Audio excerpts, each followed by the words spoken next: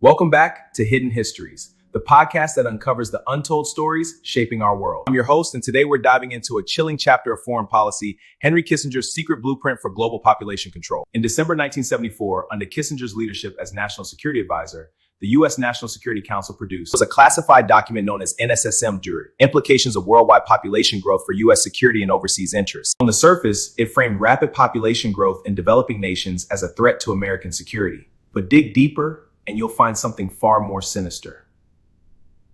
The report zeroed in on 13 key countries, including India, Nigeria, Brazil, and Indonesia. Not because they were hostile, but because their growing populations could translate into greater political, economic, and even military power. And that, according to Kissinger and his team, was unacceptable. So what was the solution? Two-pronged and both disturbing. First, massive promotion of birth control programs, often covertly imposed. Second, this is where it gets really dark, using food as a weapon.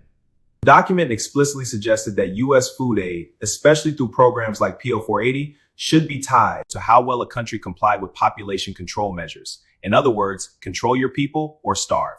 Even more alarming, the report coldly anticipated that widespread famine might solve the population problem on its own, especially if Western financial policies kept poorer nations too broke to invest in agriculture or import enough food. As the article puts it, Kissinger seemed to gloat at the prospect of famines returning on a scale not seen in decades. By 1975, President Gerald Ford had adopted NSSM 200 as official policy. Implementation was handed to Brent Scowcroft, with help from none other than CIA Director George H.W. Bush.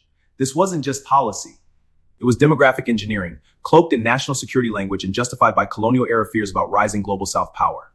So next time someone says foreign aid is humanitarian, remember, sometimes the spoon feeding you might also be measuring your worth in children not born and meals not served.